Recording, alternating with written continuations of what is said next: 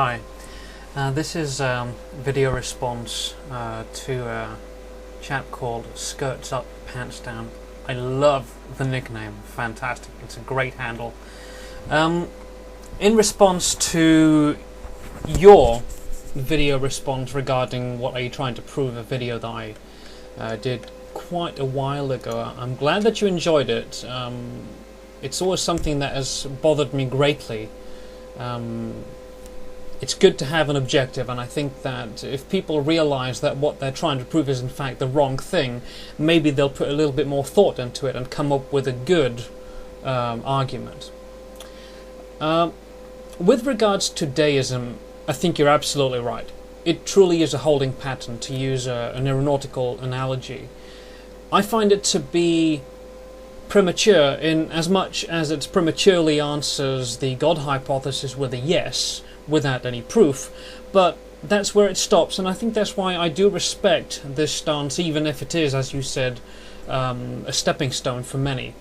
It's because it makes no other statement. It's sort of neutral in that respect. But with regards to the miracles, again, I think you're 100% correct there. Christianity is all about the miracles. That's the pivotal point in this particular faith.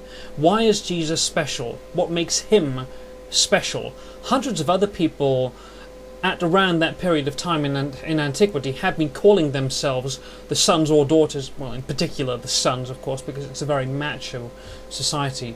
And they've been doing this, they've been calling themselves the sons of God for absolute ages. There are several hundred examples of these savior god myths or cults in the Middle East or in the Mediterranean. So what makes this particular man special here is the miracles, things such as the resurrection, which is the pivotal point, of course, of Christ's of Jesus's claim to the title of Messiah, and along with, of course, some of the other miracles that he performed. Now, of course, it should be stated that he's not alone in performing these miracles. The cult of Dionysus claimed that Dionysus had transformed water into wine. The cult of Apollonius of Tyana claimed that he was resurrected. The cult of Mithras claimed that he was the son of a virgin, and so forth. So, and even, of course, in the New Testament, other miracle workers are mentioned, people like Simon Magus, and John the Baptist. And then there's people like Simon Bar Kokhba and the other messianic figures which followed in the wake of Jesus of Nazareth.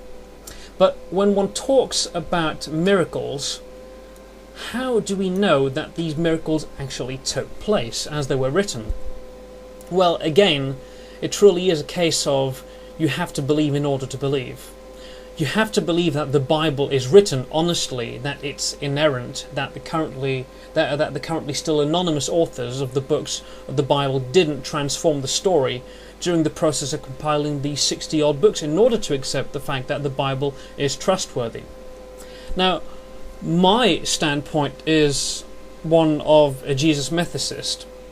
I don't actually believe that Jesus of Nazareth was a historical character. Now, isn't it odd that the only contemporary sources for Jesus at that time is the Bible itself? The closest historians at this point in time are probably going to be Flavius Josephus and Gaius Tacitus, and none of them prove that Jesus actually existed.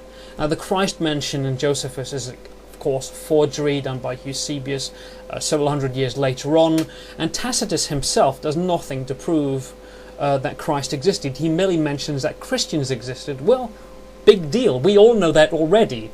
So it's nothing new.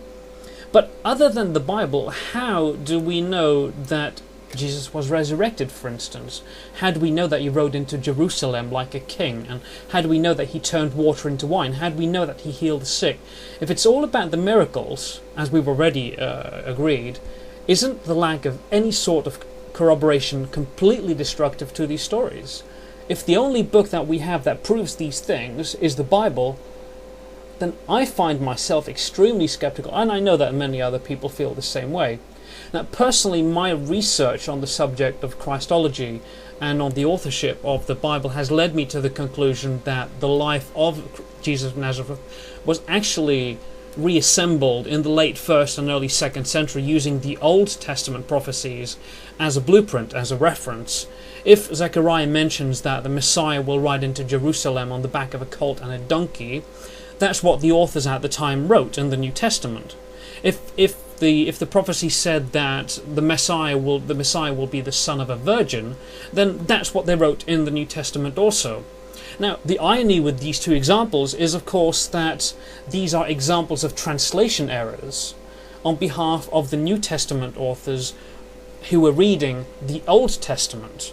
The Messiah was only supposed to ride on the back of a colt, not a colt. And how do you ride two horses anyway?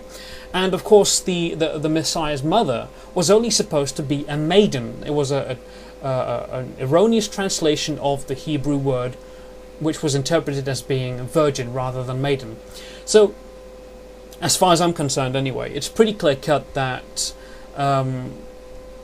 these deeds were attributed to this character of Jesus many years after the supposed time of his life.